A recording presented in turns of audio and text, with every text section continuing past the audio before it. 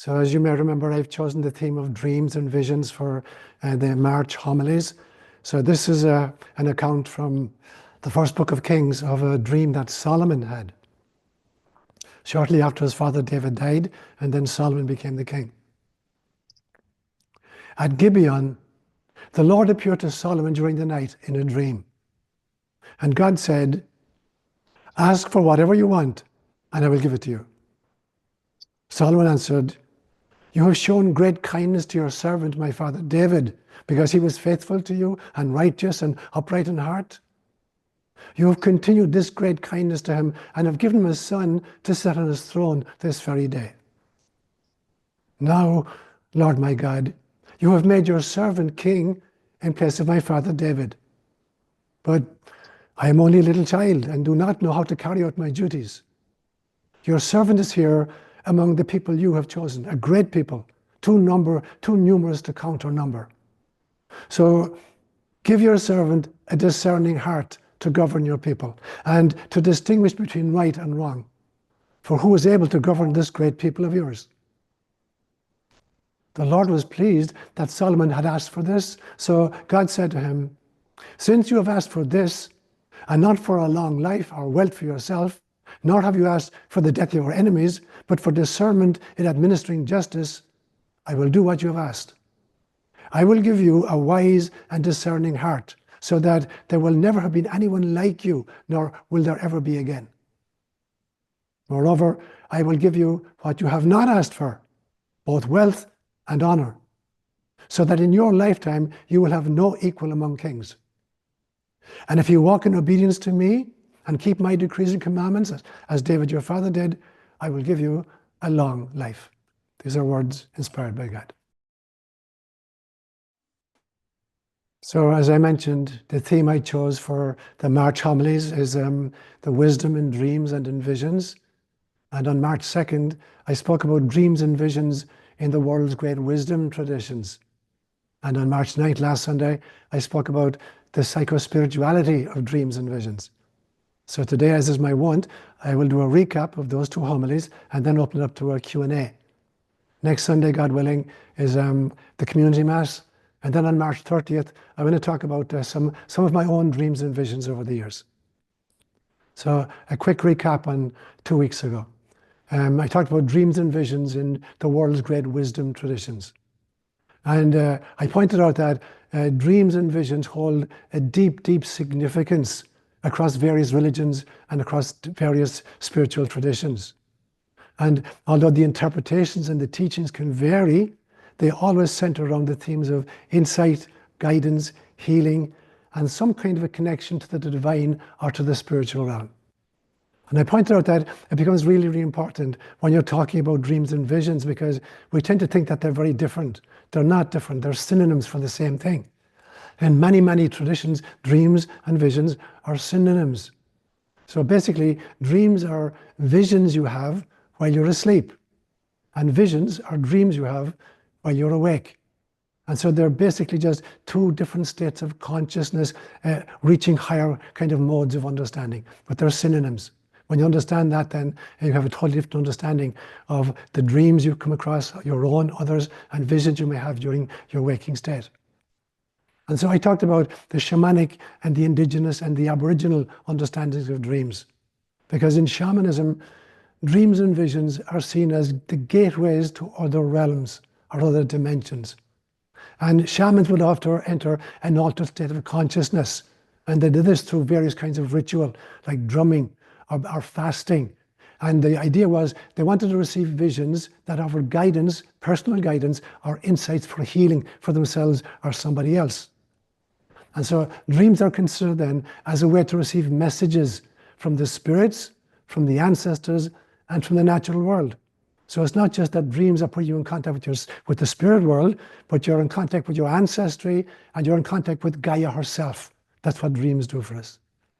There's a great story I read many, many years ago by an author called Lawrence van der Post, a South African who was very conversant with the Bushman language. And he's walking one day in the Kalahari Desert with the Bushman, and they see their shadows in front of them.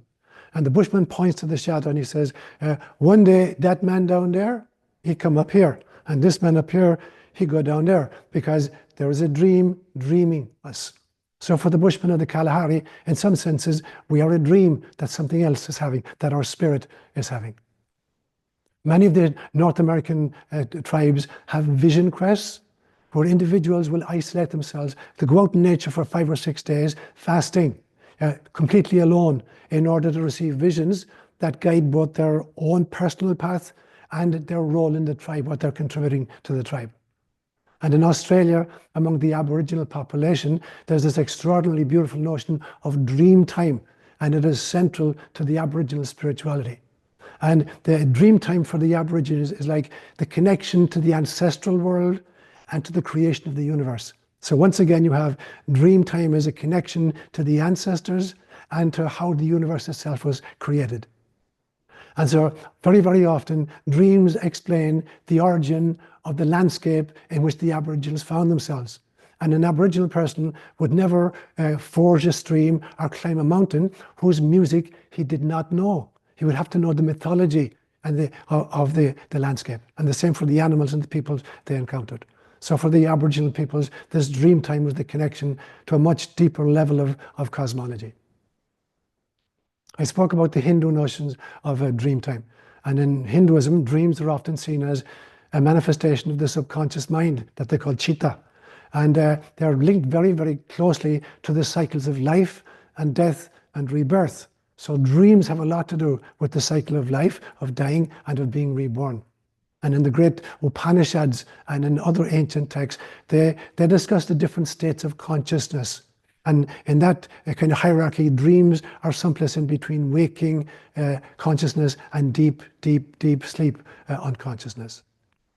And in some Hindu traditions, there's the belief that in prophetic dreams, so where the divine beings or deities communicate with individuals through visions and through dreams, that it's a normal way in which the departed or the divine beings have communication with incarnated people.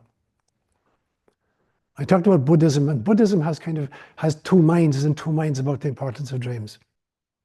On the one hand, Buddhism thinks that dreams are simply a reflection of the mind's defilements and desires and attachments. So that dreams, in some senses, there's further indication of our attachments, to stuff. So Buddhism emphasizes the transient nature of all phenomena, including dreams themselves. So dreams for the Buddhist, and very often, they highlight the impermanence of things, because you wake up in the morning and the dream is gone. So they can serve as a reminder to try to practice detachment and mindfulness. But then in some parts of Buddhism, like for instance in Tibetan Buddhism, also they look at lucid dreaming, which is the ability to be aware while you're dreaming that you are dreaming, and try to control, what's happening in your dreams. And for them then, for the Tibetan Buddhists, this is a kind of mindfulness practice as well. So Buddhism is kind of split in its thinking about dreams. Judaism has a long, long history of the importance of dreams when you read through the Hebrew scriptures. So there was a dream I shared a few weeks ago, a reading I shared from Genesis chapter 28, and it is Jacob. Jacob is Abraham's grandson. And he's on his way back to the land of Israel after being separated for about 20 years. And he falls asleep and he has a dream of a ladder that stretches between earth and heaven. And there are angels ascending and descending on this. And God is at the top of the ladder looking down. And then at the end of the dream, there's a wrestling match between Jacob and one of the angels. And they wrestle for the whole night. And finally, the angel damages Jacob's hip. And he's got a bad hip for the rest of his life. And then the angel changes Jacob's name. He said, your name used to be Jacob. I'm now going to change it. You're going to be called Israel. And Israel is a pun. Ish in Hebrew means a man, and El means God, and Ra means wrestling. So Israel means the man who wrestled with God. And then the descendants of Jacob will be known as the Israelites, the people who wrestled with God. There's a great story in Genesis chapter 41 where Pharaoh has two dreams that he can't interpret. And they bring in Joseph to try to make sense of the dreams. In the first dream, Pharaoh dreams that he says 7 very, very healthy cows coming up out of the river Nile. And then they're followed by 7 very skinny, lean cows, and the 7 lean cows devour and eat the 7 healthy cows. The next night he has a dream where there are 7 great sheaves of grain, And then they're swallowed up by the 7 thin, scorched ears of grain. And you can't make head nor tail of it. So Joseph is brought in, and Joseph says, here's the interpretation. The interpretation means that Egypt will experience 7 great years of abundance, followed by 7 great years of famine. And so Pharaoh puts Joseph in charge of making sure that they're stockpiling enough food in the good times to take care of the famine times. There's this great vision or dream of Moses. As I say, visions and dreams are the same thing, where Moses has an encounter with the burning bush. And the voice says to him, go back into Egypt and set my people free. Now, Moses is wanted in murder in Egypt. He doesn't want to go back there. And moreover, he has no idea who's talking. And he says, the God says to him, go back and say, God sent me to set you free. And Moses says, what God are you? I have no idea who you are. If I go back and I say to the people, God told me to come back and set you free, and they ask me which God said it, what am I going to say to them? And God speaking Hebrew says, Ehiyah, Ashir, Ehiyah, which is always mistranslated. Ehiyah, Ashir, Ehiyah does not mean I am who I am. There is no present tense of the verb to be in Hebrew.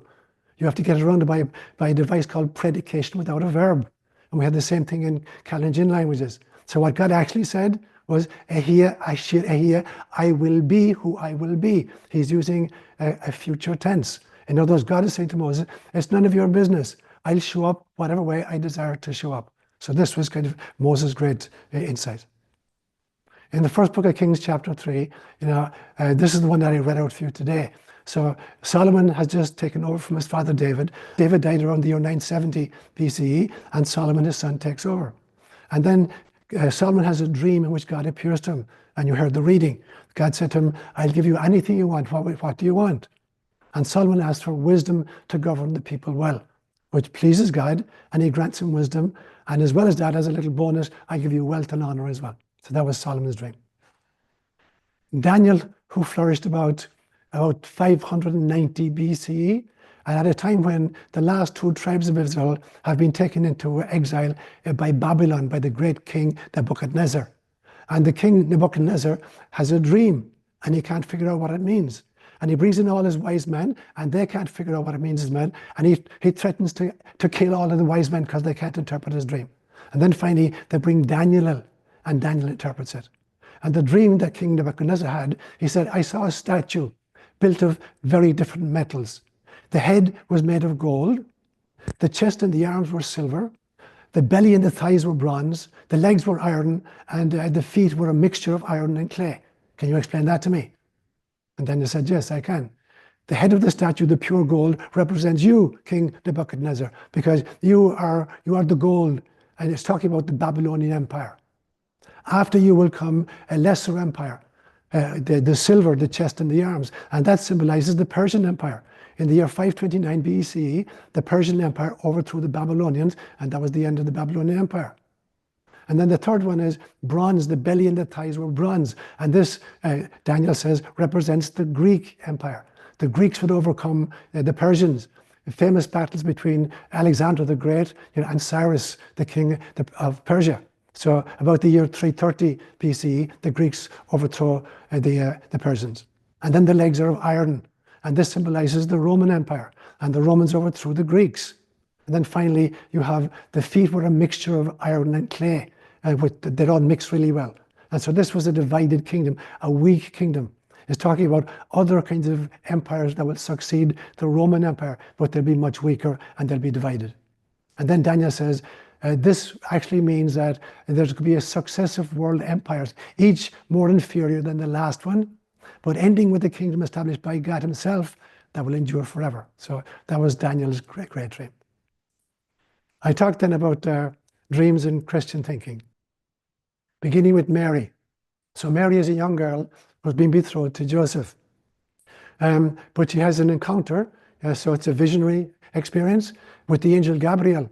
And Gabriel comes down and says, you have been chosen to be the mother of the Mashiach, the mother of the Messiah, if you will agree. And Mary says, how can I give birth to a child? I'm not even married. And Gabriel says to her, the Holy Spirit will overshadow you, and the child to be born of you will be the child of the Holy Spirit, and he will save his people from their sins. So that was Mary then said, yeah, okay, I don't understand it, but whatever whatever needs to happen, I'm saying yes to it. Fiat, let it be done. Then Joseph, her husband-to-be, Joseph has 3 very famous dreams. In the first one, he finds out that Mary is pregnant, and he knows that he and she have not had intercourse, so it's not his child. So he wants to divorce her, but he's intending to do it very quietly. He doesn't want to shame her, but he's going to say, okay, the arrangement is off. I'm not prepared to marry you.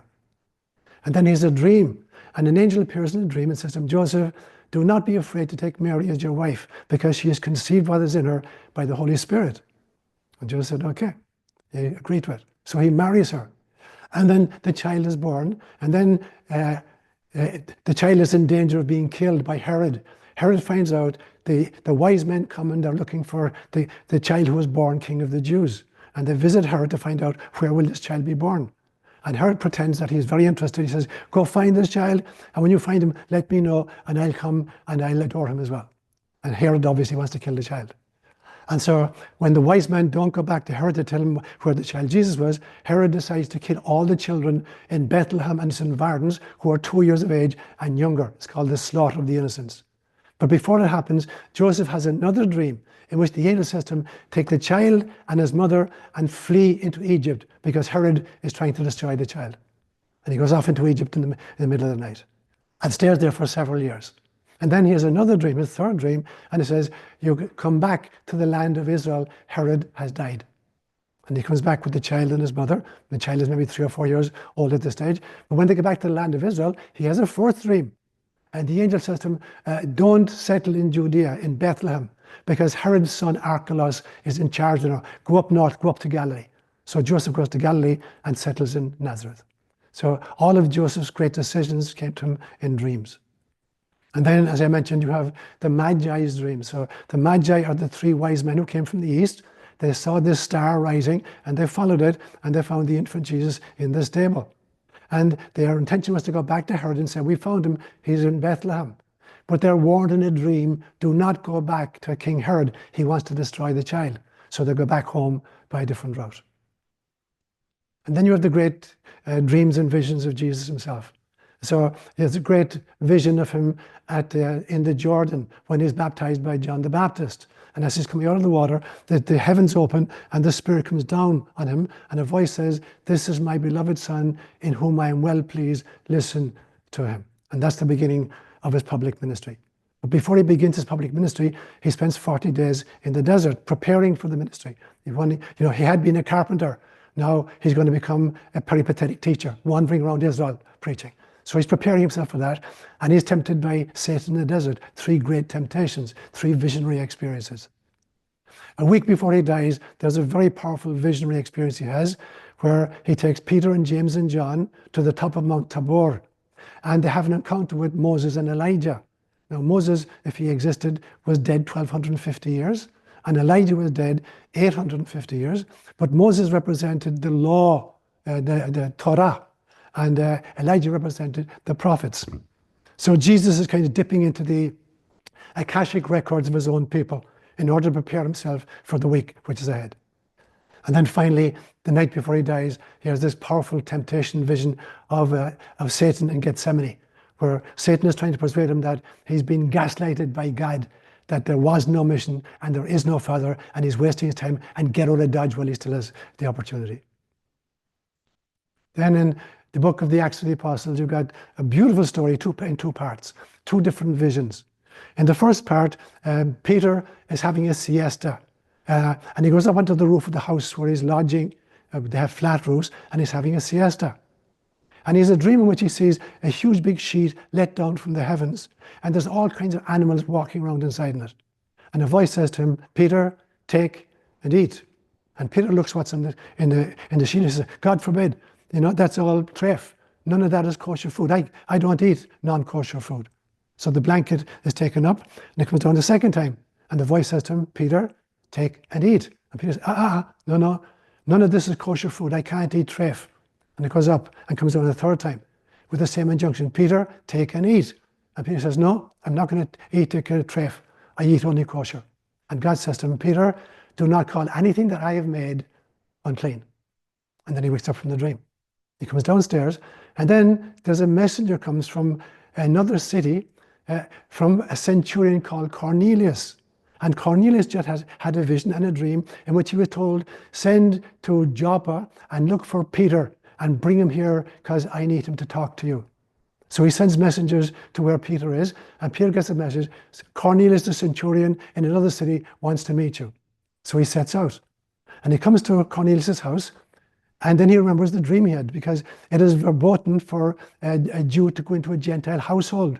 It's forbidden completely. So he doesn't want to go in. But then he remembers the dream, don't call anything I have made unclean. So he goes in, and he starts preaching to Cornelius and his household about Jesus. And lo and behold, there's a second Pentecost. The Spirit comes down on the Gentiles who are present with Cornelius, and they all begin speaking in tongues.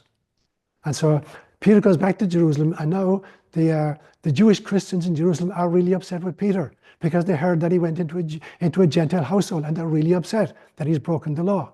And then Peter explains the dream he had. And so they call the very first council of the church.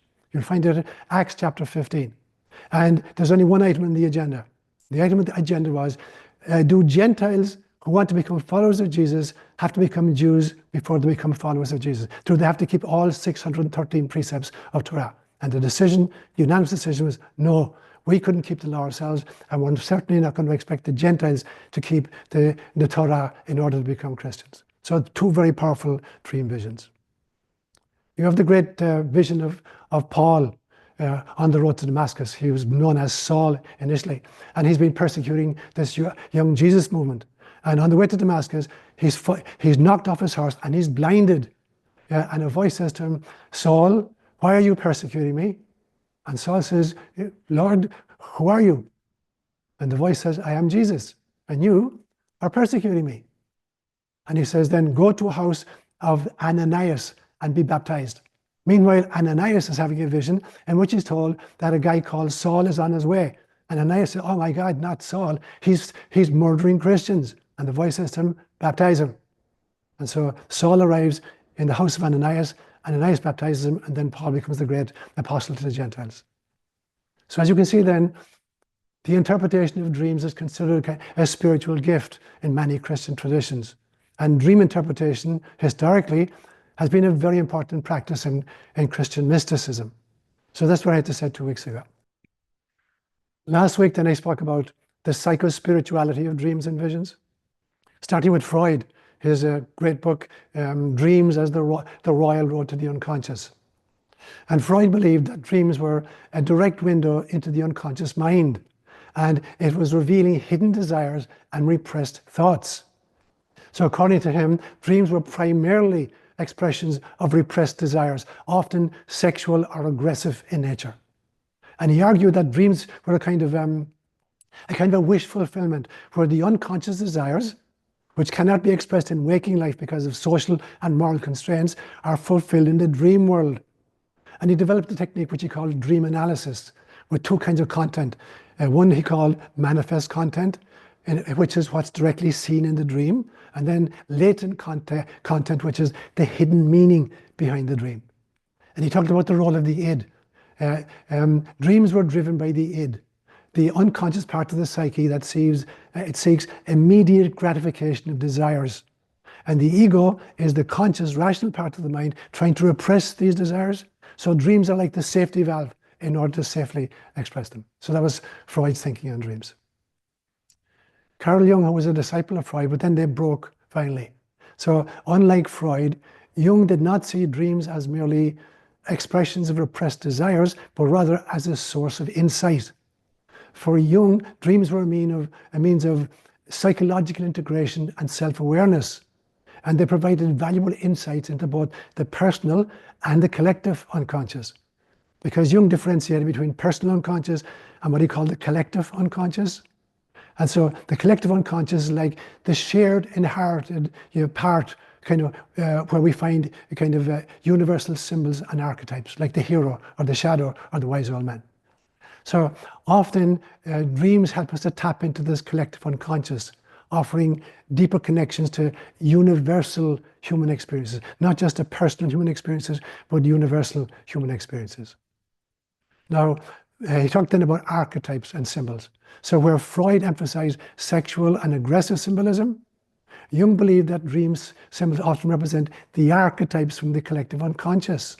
And so for Jung, then dreams were a tool for what he called individuation, the process of integrating different parts of the unconscious mind into the conscious self. I spoke last week as well about lucid dreaming, and there was some really great scientific study done by a guy called Stephen LaBerge, who was a professor in Stanford for many years. And he managed to put lucid dreaming on the scientific map, because up to then, lucid dreaming was merely anecdotal. An idea, people would talk about having lucid dreams, but there was no scientific kind of proof for it. So he managed to do that by creating sleep laboratories in which he developed pre-agreed upon eye signals, so that when a person was sleeping and dreaming, they could actually give signals with their eyes that they were actually dreaming, and they knew they were dreaming. So he was able to do a whole scientific study. And what he found out was that lucid dreams provide a unique opportunity, because now you can explore another level of consciousness, because it involves awareness within the dream state, a state that was usually considered unconscious or automatic. And so now you have the ability to study the boundaries and the nature of consciousness itself. So it was an extraordinary kind of a puppet. He talked about different techniques for inducing lucid dreams.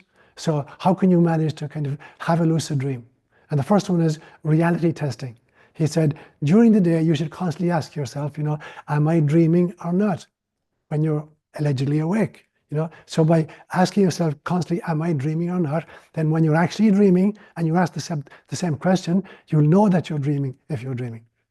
Now, actually, I expand this because I believe that we're constantly dreaming. There's only a question of which level of the dream we're on. So that there's a dream dreaming us, that every single one of us is a dream. I've said to you many times that I believe that life itself is a dream that the ego is having. And the ego is a dream that the soul is having. And the soul is a dream that spirit is having, and spirit is a dream that source is having. So we live in nested dreams. So the question for me is not, am I dreaming or not? The question I ask myself regularly is, what level of dream am I in right now? But it can help you to become lucid when you're asleep at night and dreaming. Another technique is, in the dream, try to look at your hands or a clock, because they change, when you're dreaming. Things get distorted in dream time. So another thing is a bedtime practice where before you go to sleep, you say to yourself, next time I'm dreaming, I will realize I'm dreaming. So you're kind of programming your mind to realize you're dreaming when it happens. Another technique is to put on your alarm clock for maybe 4 or 5 hours after you go to bed to wake you up, and stay awake for about half an hour and then go back to bed. And what happens is, when you go back to bed, and go back to sleep, there's a much better chance that you'll have a lucid dream, because the REM sleep there's more REM sleep in the latter part of the night. LaBerge found out that lucid dreaming is very connected to, can be used for mental health. So he talked about the therapeutic uses of lucid dreaming. So it's a way, for instance, for people to do a kind of a nightmare treatment. If you're having regular nightmares, and if you learn to dream lucidly, then when the nightmare is happening, you realize you're dreaming, and now you can confront the dream elements, and deal very differently with them. It's also a way for emotional processing, that in lucid dreaming, you can process other emotions, or confront other fears, or overcome anxiety or phobias of various kinds. And finally, it's a very powerful way for creative problem solving. That in the dream state, when you become lucid, you have access to a higher level of creativity. Now, on the other side, there's been a lot of studies done on what I'm going to call dream deprivation or dream repression. So if there's significant disruption of the dream stages necessary for dreaming, it has cognitive effects and emotional effects and physiological effects.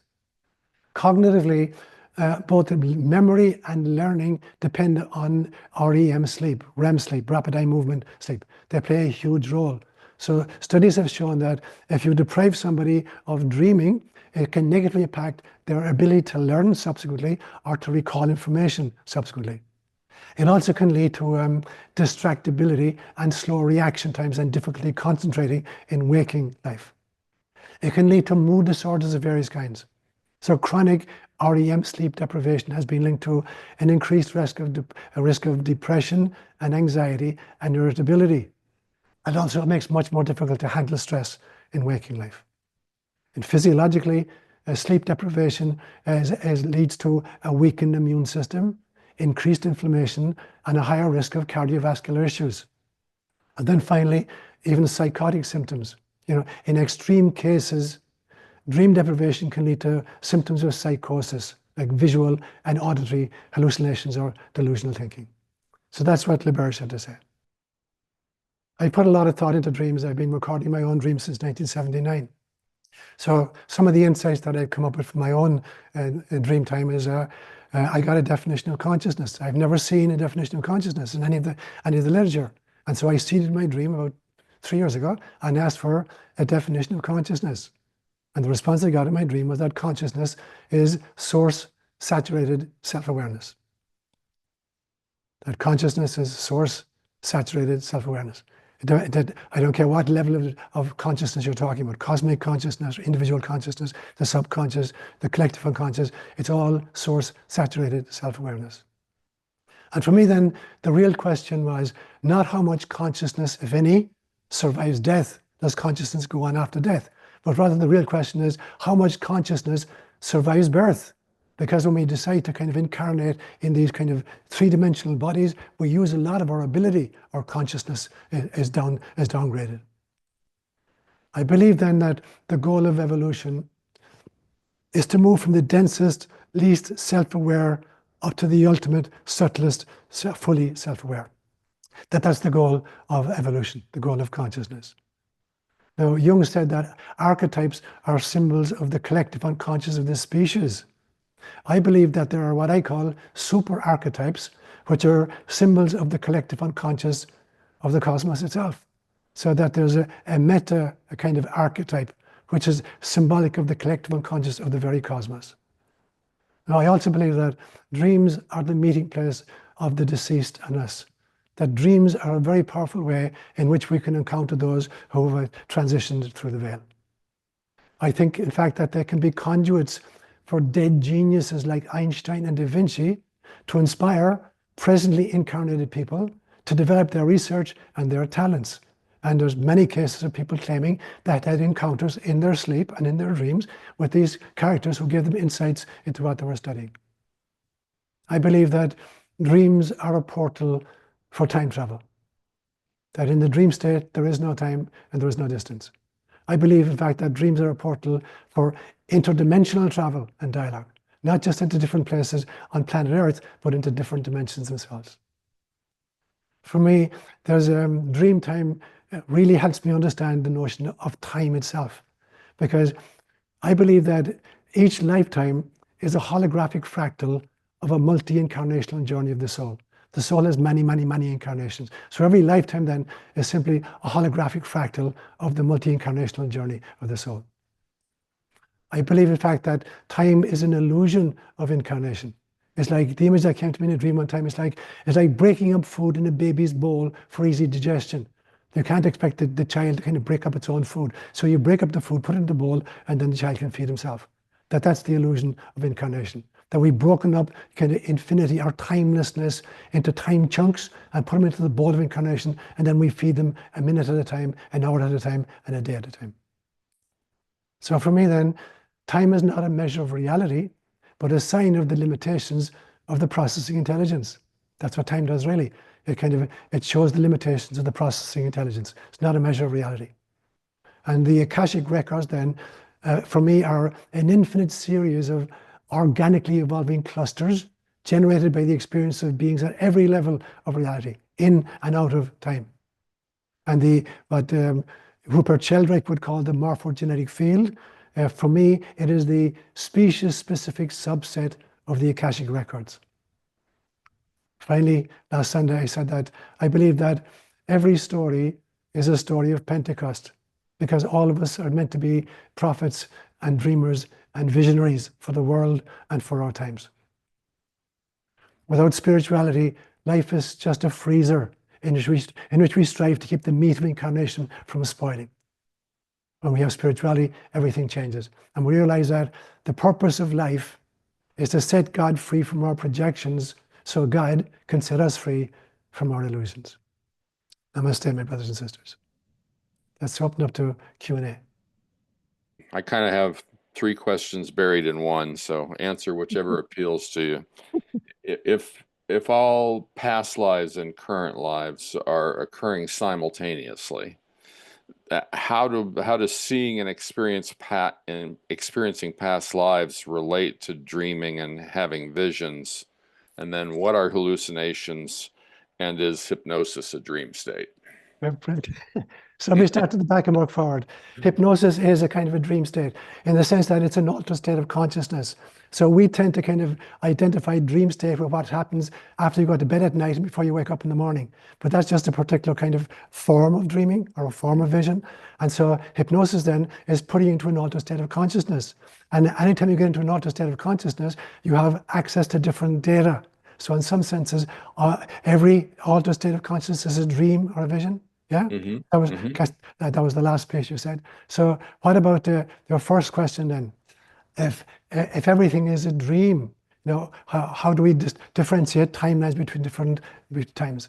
Years and years ago, somebody gave me a gift of the first CD I ever had that I could plug into my computer, and play music.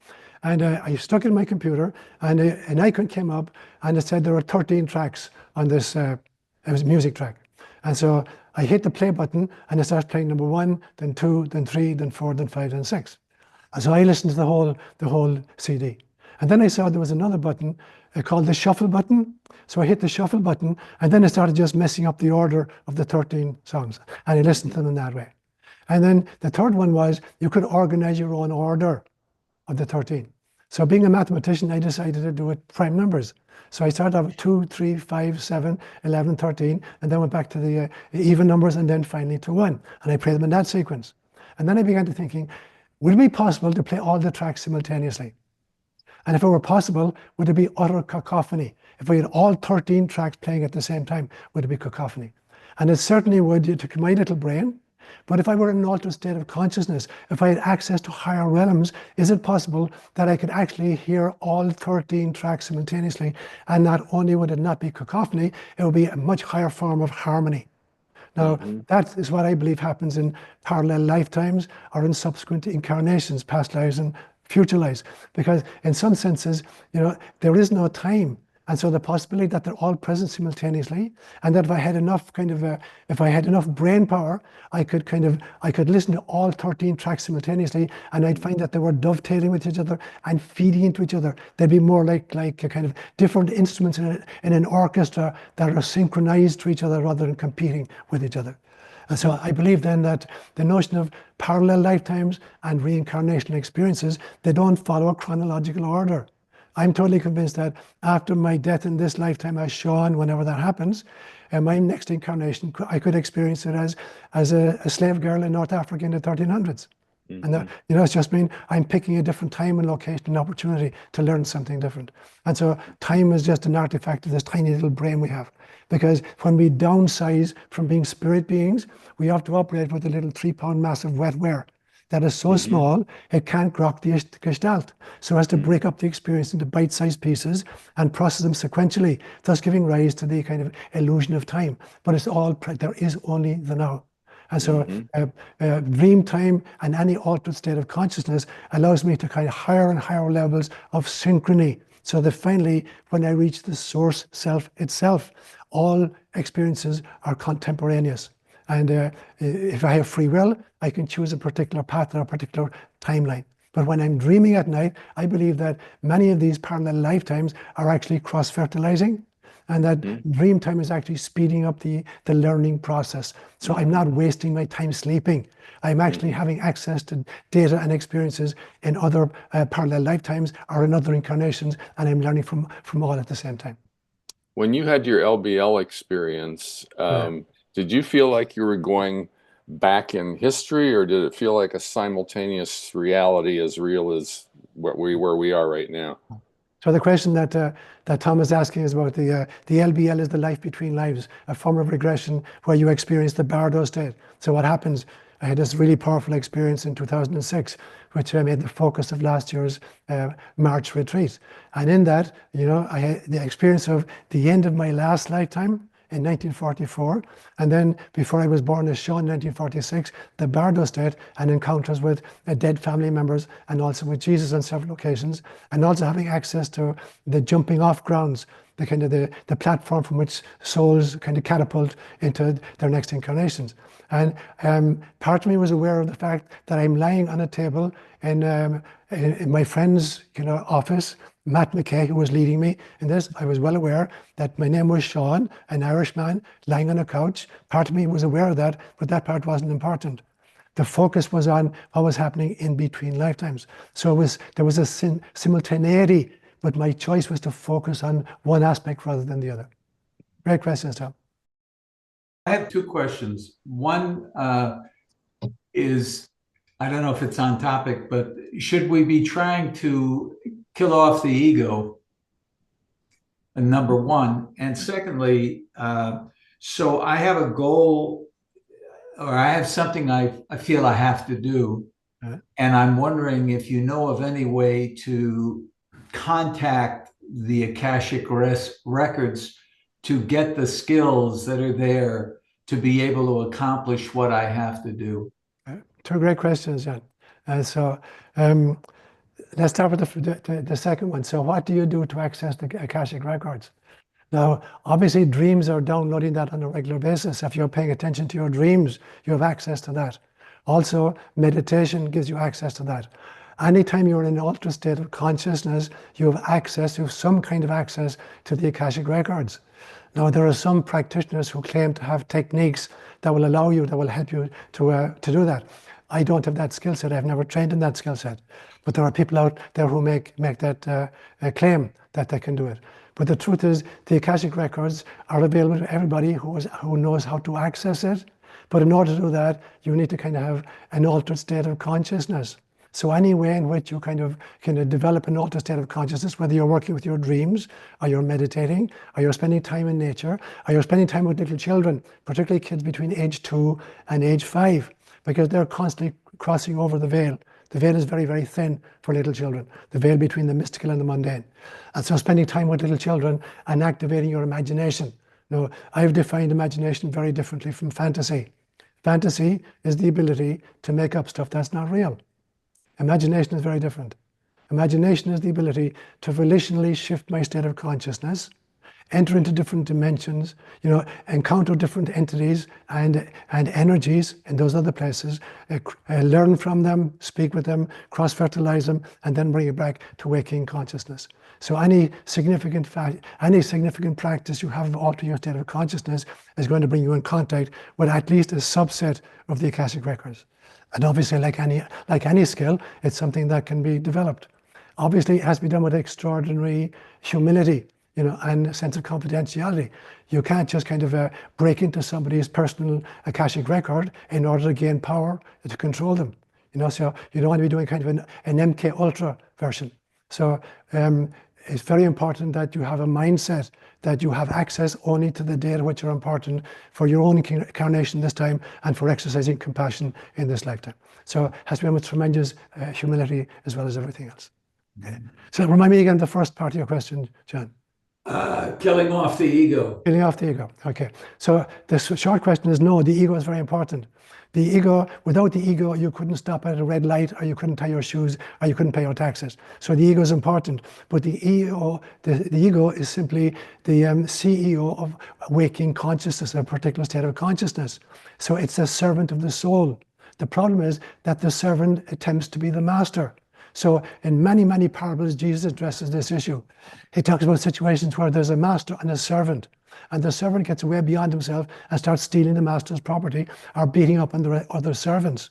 So when Christ talks about the master and the servant, he's not talking about some kind of an oligarch who's oppressing a minority. He's talking about the relationship between the soul and the ego. And he's saying the ego is a very important ingredient in incarnation. It is the CEO of a particular state of consciousness without which you can't operate in the physical 3D world. But the ego very often assumes it's the master of its own destiny, and that's when we get in trouble. So it's this dance between master and kind of servant, between soul and ego. That's the importance. My question has to do with places that kind of induce visions. Yeah. Brilliant. And I'm wondering if, I guess I have a few questions, whether all places are like that. I mean, I've certainly found myself in traveling that I can go into a place that's, really old, and suddenly it becomes alive to me. And I see, people, and I was in Clonmacnoise once, and there was a Viking invasion. So are those things sort of because of the place? Is it some connection to me personally? Or do I feel like I become part of the activity because I was there? Or is it just, tapping into the Akashic record? Or, how does it, I don't even know what my question is. No, you've articulated very well. But it's really, it's such a unexpected and kind of unusual thing that can happen. So to respond to it, there is no place which is not sacred. Gaia herself is sacred. The very planet itself is sacred. Now the question becomes, how do the denizens of those physical locations behave themselves? If I visit a place like a concentration camp in which 6 million Jews were murdered, the place itself originally was part of Gaia and therefore was a place of blessing. But we've inundated with a dark, dark, dark energy. So we imprint the energy of our thoughts, of our words, and of our actions, in every place we meet. And particularly if there's a congregation of different people coming together with the same kind of a mindset. So you go to Clonmacnoise, as you mentioned, and initially this is a great monastery in Ireland. And so you have the energy of the monks and the nuns permeating that spot. And that was a place that was raided by the Vikings in 795, of the Common Era. And so now it's imprinted with a murderous activity. So every location then is kind of like the net result of all the energies with which it has been impregnated. Now, as you know, in Gaelic, we have a special term for that.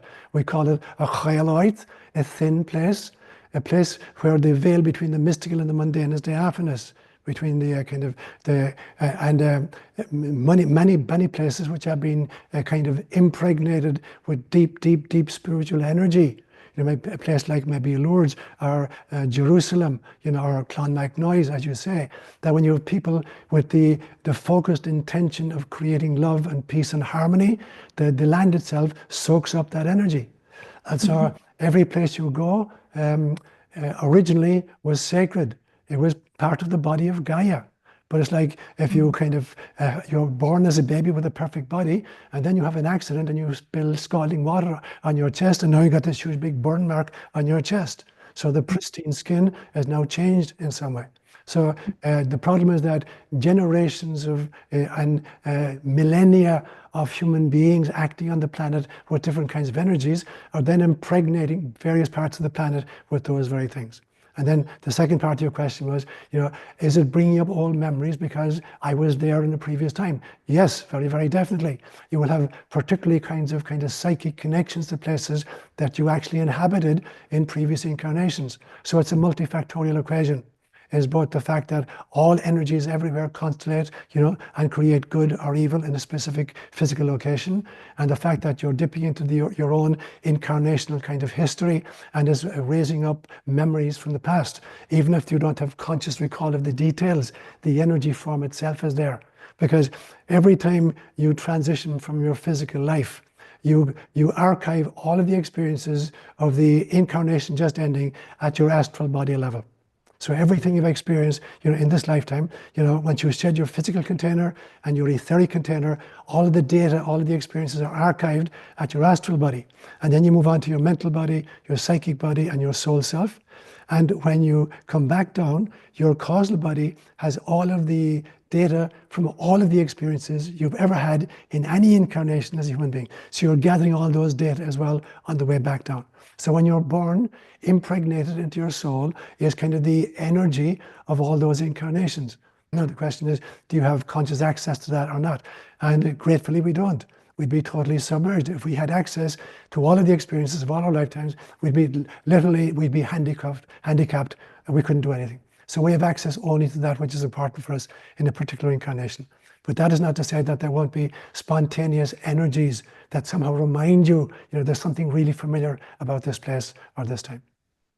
I just was wondering, Seán, have you had any predictive or psychic dreams that you would be willing to share? Or if not, if you want to just talk a little bit about it. Yes and no. Thanks. Yes, I've had some. Yes, I've had some. And no, they're not ones I want to share. Because I'm a big believer that I said there are 7 timelines, 7 different timelines. There are 2 versions of the past, there are 2 versions of the present, and there are 3 versions of the future. So one version of the past is what actually happened, and we are the result of what actually happened over the last tens of thousands of years as a human species. It's impacted us. The second part of the past is the history that was written by the winners and were impacted by the historical accounts, whether or not they were accurate. So we're influenced by what actually happened and what we're told happened, even if they're totally different. There are 2 versions of the present. There's what's really happening right now, and we're we're victims of that. And then there's what we're told is happening now, and that's propaganda, and we're victims of that. So we're also influenced by 2 versions of the present. What's really happening now, and what propaganda it wants us to believe is happening right now. And there are 3 versions of the future.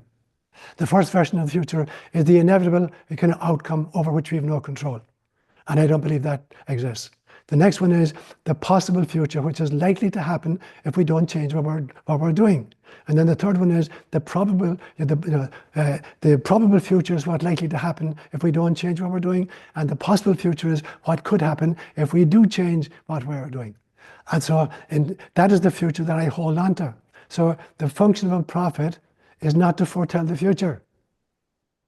The function of a prophet is to forestall the future. The function of a prophet is not to predict the future, it is to prevent the future. The prophet is the one who sees the great probabilities of our times and then has a message in order to alter our trajectory so that we don't have to meet it. So I don't believe in an inevitable outcome over which you have no control. I believe there's a probable outcome if we don't change what we're doing and a possible outcome if we do. And so all my energy is about putting energy into the possible future by my lifestyle, by my preaching, by my writing, whatever, to try to create a different kind of an outcome. A question in the chat from Marie M, and she wanted to know about MK Ultra. Yes. What did you mean by the MK Ultra version of access to the Akashic record?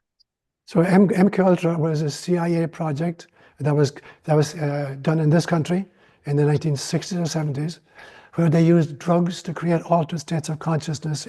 They weren't volunteers; they were press ganged into this, and they did it through 2 methods: through drugging people and also through brutalizing them, putting them into altered states of consciousness through raw fear, literally taking them as little children and brutalizing them, so that they became then amenable to suggestions, so that afterwards they could be programmed then to do all kinds of kind of nefarious activities.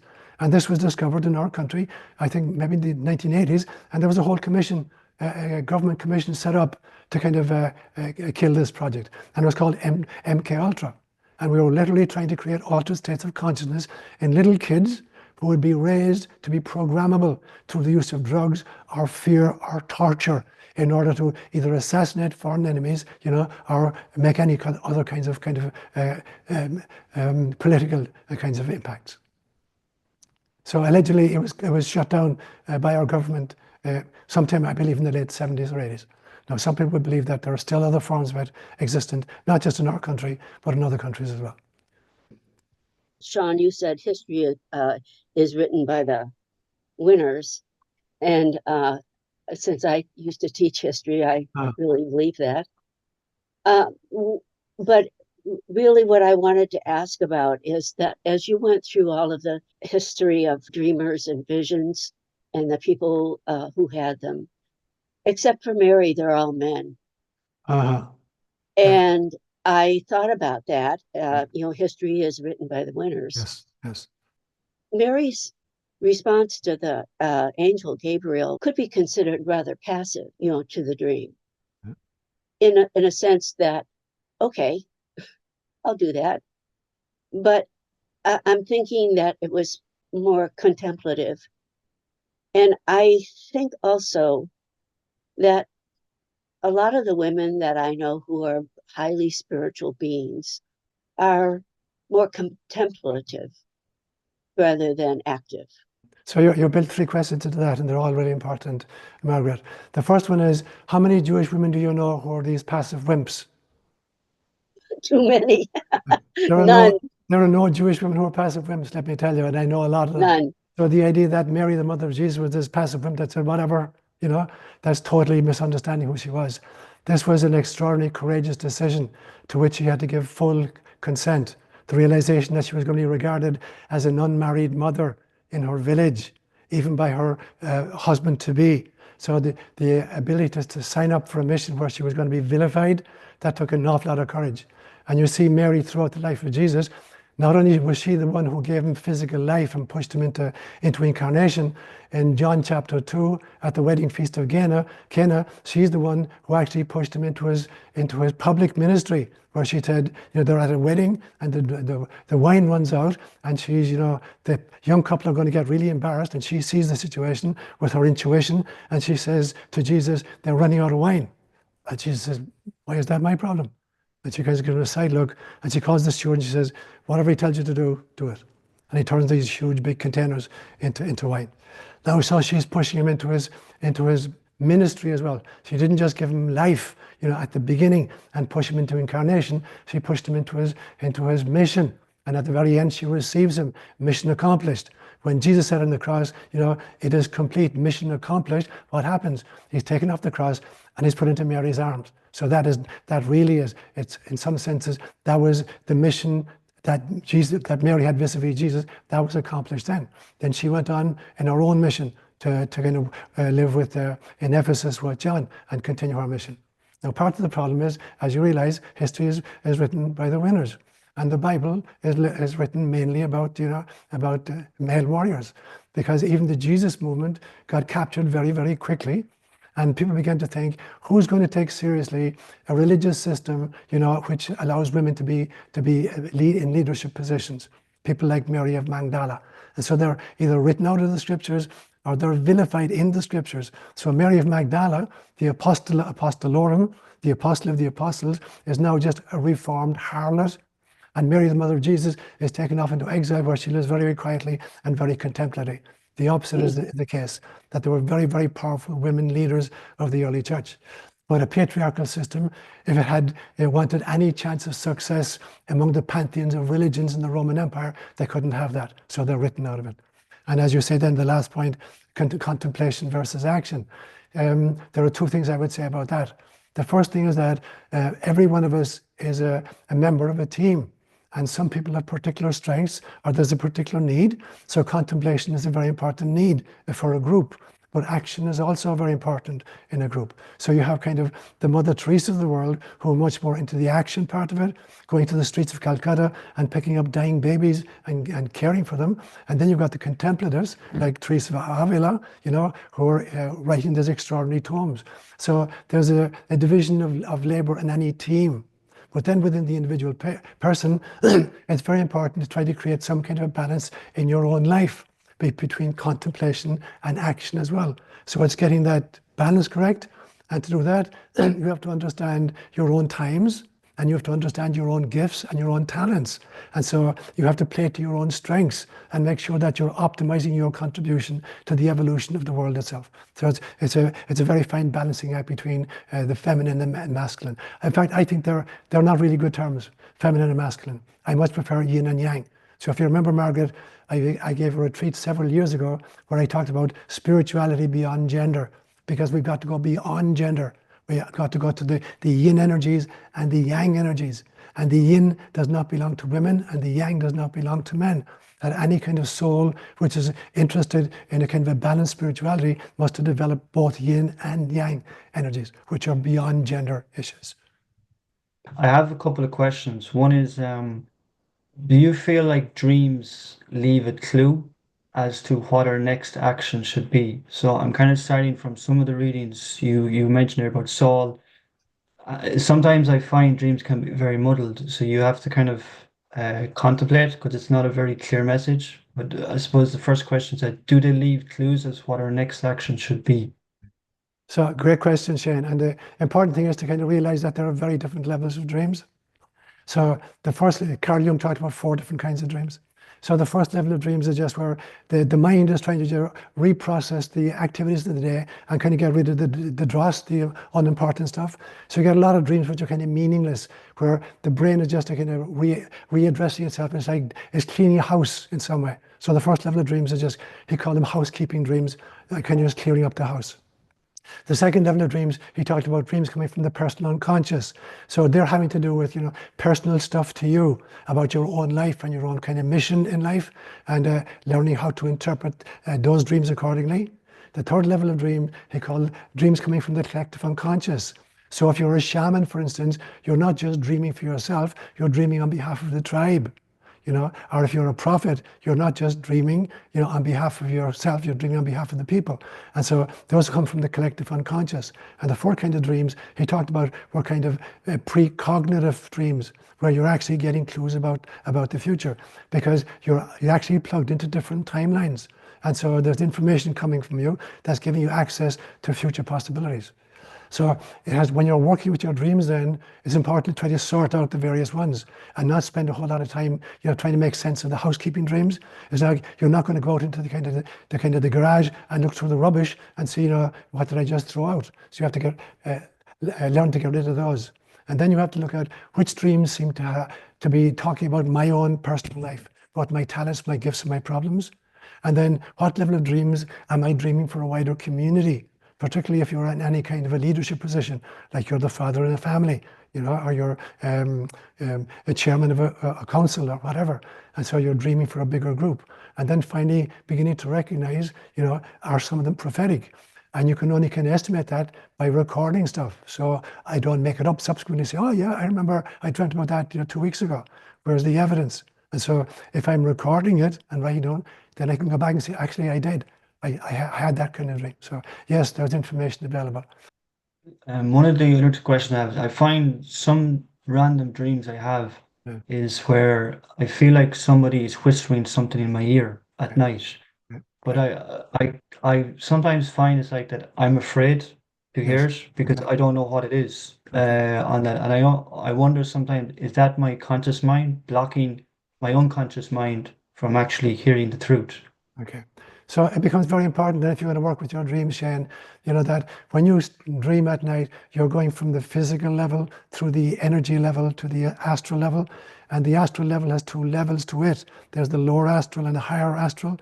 The lower astral is populated with discombobulated entities, people who have died but are attached to planet Earth through addictions of various kinds or fears of the afterlife. And so they're hanging out in this it's almost like a kind of a psychic asteroid belt, which is very dangerous. If you send a rocket into space, the most dangerous part is between Mars and Jupiter, the asteroid belt, where there's all these fragmentary rocks. And so the possibility of getting struck is really, really high. So the lower astral is like that there's lots of discombobulated entities. And so it becomes very important then when you're dreaming, if you want to dream at night and work with your dreams, that you ask for protection. So the higher astral plane is where the angels and the archangels hang out. And so I have a practice before I go to sleep. I say, I now want to kind of be of assistance to any sentient being who's in distress, but don't get me into stuff I can't handle. And so I appeal to the higher levels, to the angelic beings, to protect me, and give me the courage I need and the energy I need, to kind of go through the asteroid belt, not get distracted by it, but be of a kind of assistance to those beings. So make sure you're protecting yourself with some kind of nightly prayer. I don't know if when you're much, much younger than me, but when we were kids growing up in Ireland, there was a prayer that was called the kind of morning offering and the night offering. So when you get up in the morning, you pray, make the sign of the cross and say, Angel of God, my guardian dear, to whom God's love commits me here, ever this day be at my side, to light and guard, to rule and guide, amen. And the same thing at night. So you started your day with the prayer to the angel guardian, and you ended your day with a prayer to the angel guardian. I don't know if they're still using that or not. So it was like you were sandwiching your waking hours between 2 angelic protectors. So I would say to you, work with your dreams, but make sure that you're protected in the process.